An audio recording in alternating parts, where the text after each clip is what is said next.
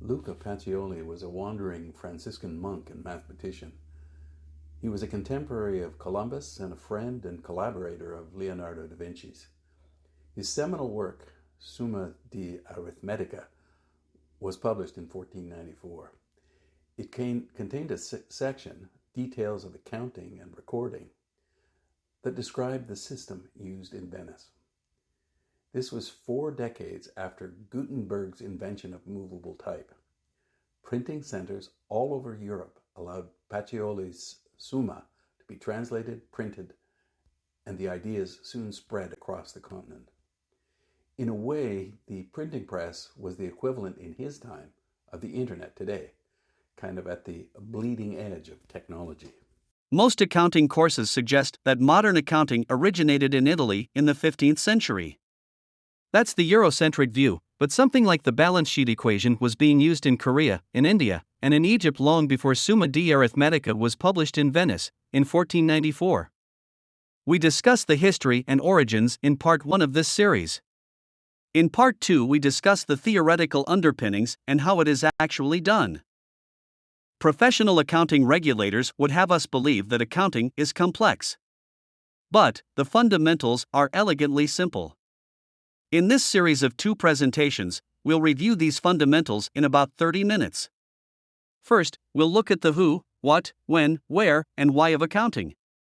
In the second, we'll briefly explain the how. Afterward, you won't be a professional accountant or competent bookkeeper. But you should have a better understanding of accounting fundamentals.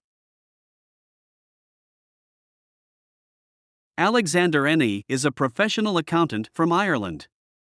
We came across this short explanation of the essentials of double-entry bookkeeping in an internet search, and thought we'd put a link to it and his website in the description to our own video.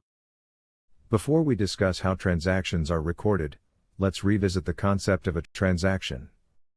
All physical things in our world are made up of molecules.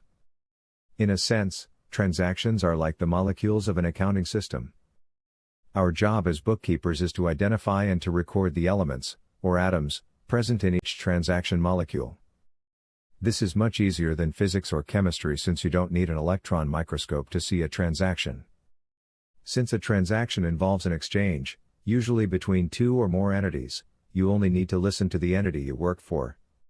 The entity will tell you what is being exchanged and how much was paid or received. Usually, they will create a receipt or document for each party to describe what was exchanged.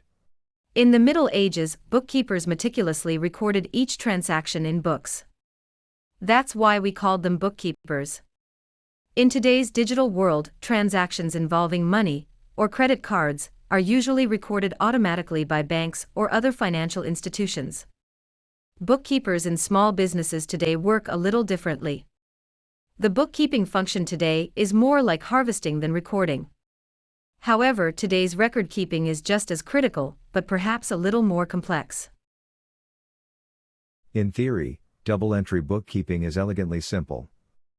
When recording transactions for an entity, there are only 2 rules.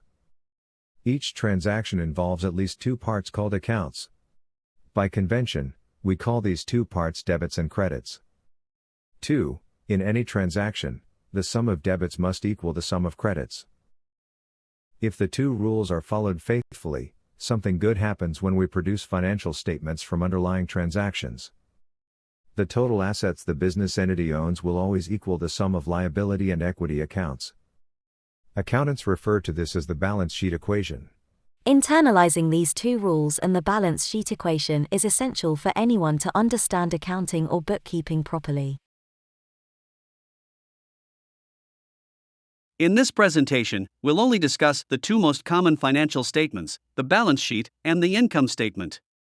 The balance sheet presents a listing of all of the assets owned by a business. The liabilities represent borrowing or debt incurred in the course of business activities. The difference between assets and liabilities represents the shareholders' or owner's equity in the business assets. For its part, the income statement represents the operations of a business over a specific period. At the end of the financial year, the profit or loss for the year is close to owner's equity. After that, the income and expenses are reset to 0. This is referred to as the time period concept of accounting.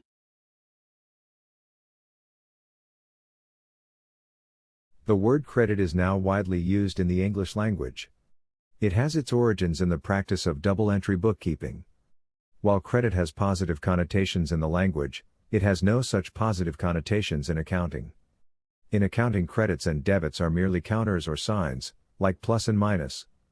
Unlike plus and minus, debits and credits can either increase or decrease depending on the context. In the accompanying guide, we have reproduced a discussion of the nature of debits generated by ChatGPT. By all means, read the overview. However, students must understand that debits and credits are merely counters in bookkeeping.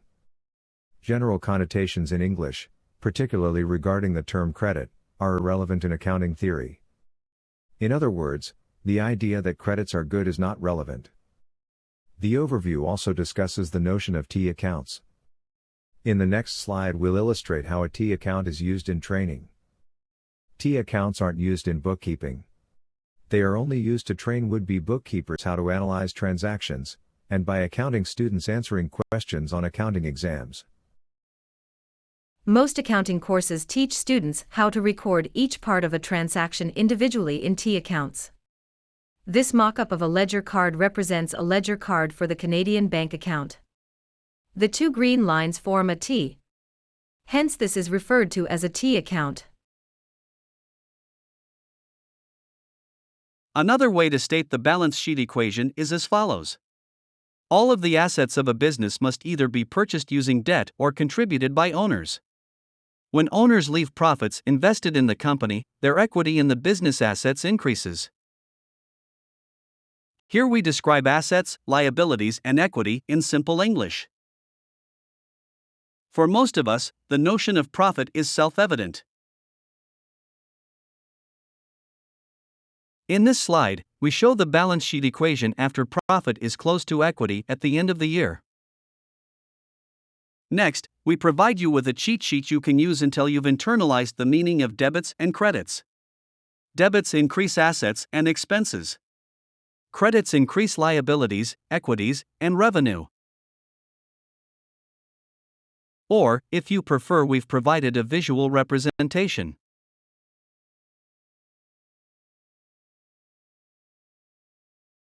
In this presentation, we introduced several key accounting concepts. You must master all of these to become a skilled accounting technician.